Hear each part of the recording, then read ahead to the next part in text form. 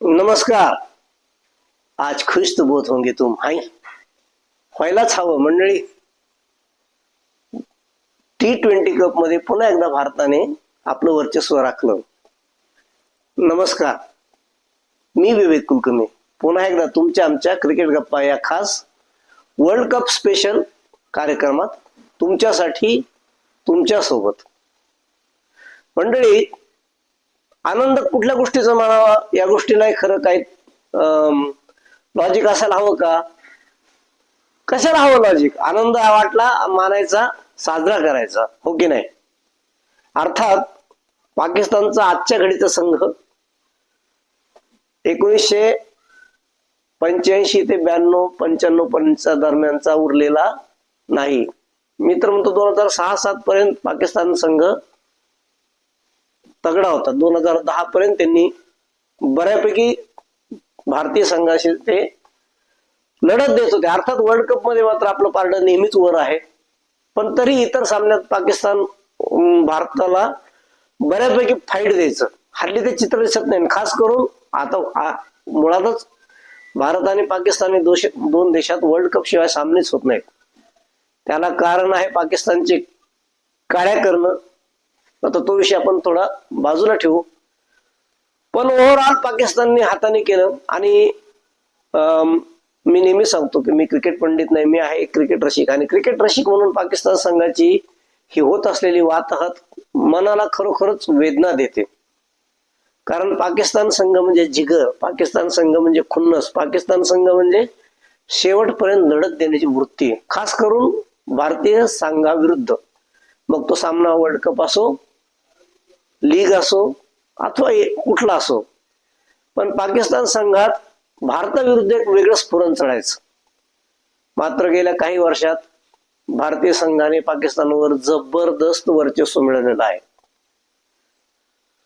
अर्थात त्यामुळे म्हणा किंवा पाकिस्तान संघातल्या अंतर्गत कलहामुळे म्हणा, पाकिस्तान संघाची कामगिरी एकूणच त्यांच्या नावाला, त्यांच्या दर्जाला साजेशी होत नाही. पाकिस्तान संघाविरुद्धचा भारताचा सामना म्हणजे एक आणखी विजय फिक्स, अशीच आत्ताची परिस्थिती आहे. आपल्याला विजय मिळाला त्यामुळे आपल्यासाठी ही आनंदाचीच गोष्ट आहे. पण मी जसं म्हटलं की एक क्रिकेट रसिक म्हणून नक्कीच वाईट वाटतं. एनिवेज, आपण कालच्या सामन्याबद्दल बोलू. काल पाकिस्तान संघाने सगळ्यात मोठी चूक केली असेल तर ती म्हणजे टॉस जिंकून त्यांनी गोलंदाजी घेतली. प्रेमदासा स्टेडियमवर नेहमीच फिरकीला बऱ्यापैकी साथ मिळते आणि हीच सामन्यातली महत्वपूर्ण बाजू ओळखून सूर्यकुमारने हर्षदीप सारख्या भारतीय संघातला T20 फॉर्मॅट मधला सर्वात यशस्वी गोलंदाजाला बाहेर बसवलं आणि कुलदीप यादवला संघात घेतलं. सोबत कोण होतं? उपकर्णधार अक्षर पटेल आणि T20 फॉर्मॅट मधला जागतिक क्रमांकातला 1 नंबरचा गोलंदाज वरुण चक्रवर्ती. अर्थात भारतीय संघाने फलंदाजी करताना फार काही सुरुवात चांगली केली नाही. भरोशाच्या म्हशीला टोनगा म्हणावं असंच चित्र सुरुवातीला होतं.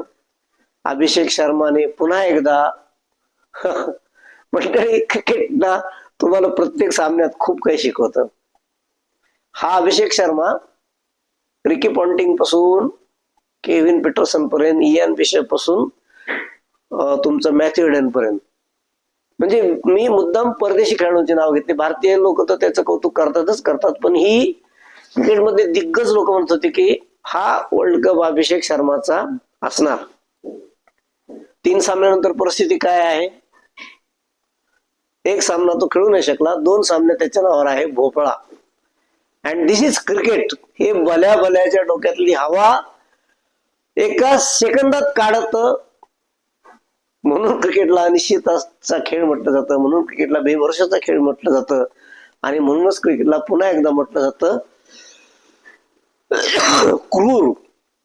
कालही अर्थात अभिषेक शर्माला काही जाणवलं होतं का? त्यांनी स्ट्राईक ईशान किशनला दिली. ईशान किशनने खातं त्याच्यासारखा त्याग न करता सिंगल मिळाले, सिंगलने खातं उघडलं आणि अभिषेक शर्माला स्ट्राईक दिली. अभिषेक शर्माने पुन्हा एकदा पहिले पाडे 55 केले आणि उंच फटका मारण्याचा प्रयत्न केला. तो मिडॉनला सरळ मिडॉनच्या क्षेत्ररक्षकाच्या हातात जाऊन चेंडू विसावला. गोलंदाज कोण होतं माहितीये? सलमान अली आझा. हीच गंमत आहे क्रिकेटची. सलमान अली आझानी कुठला निर्णय घेऊन बॉलिंग टाकल्याचं परमेश्वरांना माहित. पण अभिषेक शर्मा जागतिक क्रमांकावरचा T20 फॉर्मॅट मधला नंबर 1 चा खेळाडू सलमान अली आझाच्या चेंडूवर सामन्याच्या पहिल्याच षटकात पुनरागमन करताना 0वर बाद होतो. बघा, अभिषेक शर्माचा वर्ल्ड कप होता असं म्हटलं जात होतं. 3 सामन्यानंतर अभिषेकच्या नावावर आहे फक्त भोपळा. ही क्रिकेटची गंमत आहे. त्यानंतर तिलक वर्मा आला ही अजून म्हणावं तशी कामगिरी करता आलेली नाही या वर्ल्ड कप मध्ये. पण दुसऱ्या बाजूने ईशान किशनने आपला चांगला फॉर्म तसाच कायम ठेवला. मंडळी, क्रिकेटचं हे एक आणखी वैशिष्ट्य, जेव्हा तुमचा वेळ काळ चांगला असतो ना, त्या क्षणी तुम्ही खोऱ्याने धावा मिळत असतील तर भरभरून धावा जमवायला हव्यात. ईशान किशन आता तेच करतोय. तो अत्यंत सुंदर फलंदाजी करतो, तो अत्यंत घणाघाती फलंदाजी करतो, तो स्फोटक फलंदाजी करतो आणि प्रतिस्पर्धी गोलंदाजीच्या आक्रमणात हवा काढून घेतो. याने काय होतं? पहिल्या पॉवर प्लेच्या पहिल्या षटकानंतर भारतीय संघ एक मजबूत स्थितीत दिसतो. साधारण 60-70 धावा तो पहिल्या 6 षटकात करून देतो. त्यामुळे उरलेल्या 14 षटकात 150 जरी धावा झाल्या तरी साधारण 210 ते 225 धावा आपल्या नावावर 20 षटकानंतर असू शकतात. इतकं सिंपल गणित भारतीय संघाचं थिंक टँकचं असावं आणि त्याला सत्यात उतरवतो तो ईशान किशन. क्रिकेट रसिक हो तसं जर म्हटलं तर तो असं काही म्हणजे रग्बी खेळाडू सारखी त्याची बॉडी बिल्डिंग नाहीये, असं तो उंच पुरा धिप्पाड असा नाहीये. खरं तर तो छोटा पाकेट टाईप आहे तेंडुलकर सारखा, पण त्याच्या खांद्यात काय ताकद आहे, म्हणजे कौतुक करावं त्या फटक्याचं तेवढं कमी. षटकार किती सुंदर आणि किती लिहिलंय आणि किती उंच उंच तर मारतो आणि लांबही मारतो. कालही त्यांनी बघता बघता पाकिस्तानच्या गोलंदाजांवर तुफानी हल्ला सुरू केला आणि भारतीय संघाला अभिषेक शर्माच्या विकेट पडल्यानंतरचं नुकसान झालं असं वाटूच दिलं नाही. बघता बघता त्याने त्याचं अर्धशतक पूर्ण केलं. तो मोठ्या खेळीकडे वाटचाल करतोय असं वाटत असताना 77 धावावर असताना तो एका फटका मारायच्या नादात चेंडू त्याने यष्टीवर ओढून घेतला आणि त्याची एक अत्यंत सुंदर खेळी 77 धावावर संपुष्टात आली. खरं तर असं वाटत होतं की ईशान किशनचं T20 मधलं पहिलं म्हणजे वर्ल्ड कप मधलं पहिलं, आत्ताच ते न्यूझीलंड विरुद्ध केलं होतं. महान फलंदाज, भारतीय संघाचे लिजेंड ज्यांना म्हटलं जातं, विक्रमादित्य सुनील गावस्कर नेहमीच सांगतात की तुमच्या निवृत्तीनंतर तुमच्या नावापुढचे शतक आणि हुकलेली शतक तुम्हाला असलेले शतक आनंद देतात, हुकलेली शतक तुम्हाला कायम निराश करतात. शतक आता T20 मुळे आणि हल्ली क्रिकेटचं इतकं प्रमाण वाढल्यामुळे शतक वारंवार होणं फारशी काही अप्राप्य गोष्ट राहिली नाही. पूर्वी मात्र खूप कालावधीनंतर सामने व्हायचे, त्यामुळे शतकही उशिरा व्हायचे आणि ती शतकाची मजा असायची. हल्ली आता एका सीझन मध्ये तुम्ही 25-25, 30-30 सामने खेळतात. वेगवेगळ्या फॉर्मॅटचे असतात. हल्ली ते सगळ्याच फॉर्मॅट मधले तुमचे धावा म्हणजे विक्रम म्हणून वेगवेगळे विक्रम जरी असले तरी काउंट फॉर्म म्हणून काउंट करताना ते शतक धरले जातात. त्यामुळं तसं फारसं आजच्या ह्या पिढीला तळतळ वाटत नसेल, पण काल ईशान किशनच्या शतक हुकल्याने मला तरी नक्कीच तळ वाटली. अर्थात क्रिकेट आहे, यात नशीब सुद्धा खूप महत्वाचं असतं. पण ईशान किशनने यानंतरच्या सामन्यात या चांगल्या खेळीचं शतकी खेळीत रूपांतर करावं इतकीच त्याच्यापासून एक क्रिकेट रसिक म्हणून अपेक्षा. यानंतर कर्णधार सूर्यकुमार आणि तिलक वर्मा भारतीय संघाला बऱ्यापैकी धावा जमून देतील, कारण इतकी सुंदर सुरुवात झाली होती. त्यावेळेस वाटत होतं की भारतीय संघ कमीत कमी 225 ते 230 धावा करेल. मात्र पुन्हा एकदा एरे माझ्या मागल्या झालं. भारतीय संघाच्या मधल्या फळीने भारतीय संघाला धोका दिला आणि 250 करू शकेल असं वाटणारा संघ 250 धावा करू शकला नाही. अर्थात somehow credit goes to Rinku Singh and Shivam Dube. त्यांनी शेवटच्या षटकात पुन्हा एकदा इथं सलमान आगाने माती खाल्ली. फिरकी गोलंदाजाचं दबदबा असताना त्यांनी शेवटचं षटक शाहीन आफ्रिदीला द्यायचा मूर्खपणा केला आणि शिवम दुबे आणि रिंकू सिंगने त्याचा चांगला फायदा उठवत शेवटच्या षटकात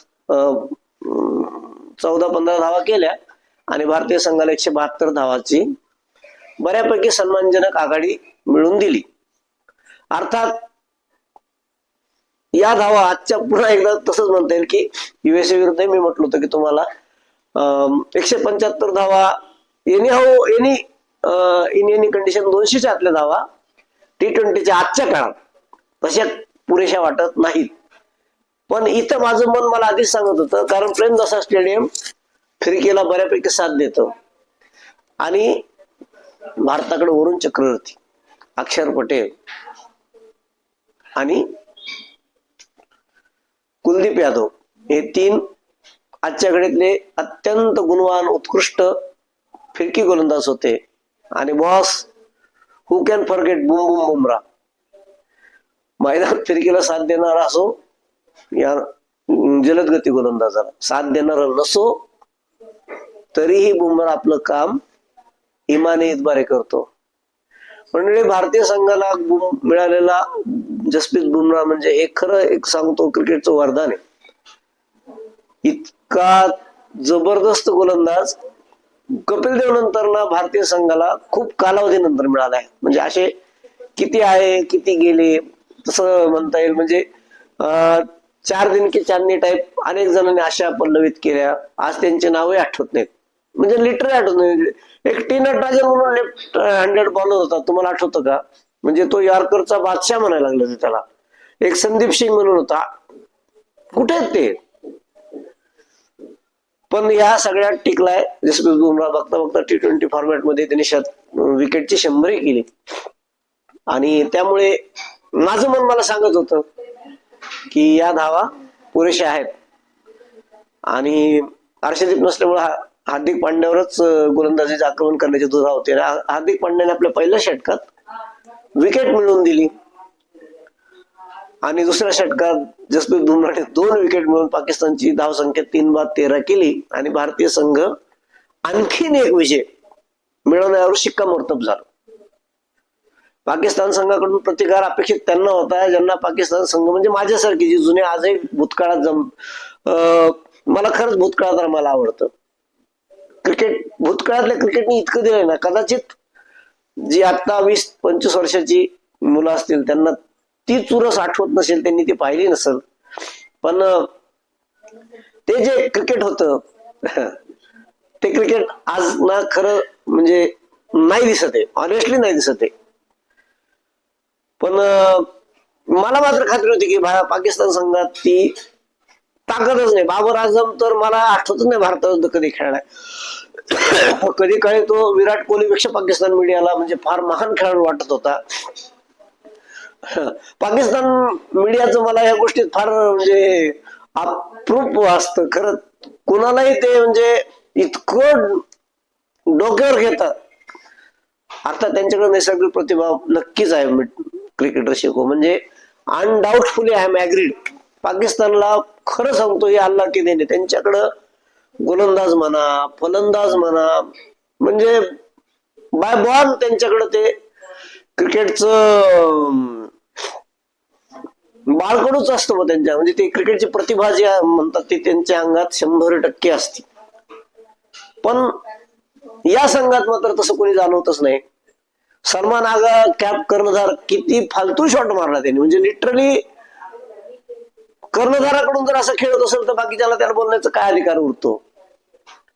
अर्थात आपल्यासाठी ती आनंदाचीच गोष्ट होती आणि यामुळे पाकिस्तान संघाची लवकरच वाताहत होणार आणि भारतीय संघ मोठा विजय मिळवला असं वाटत होतच.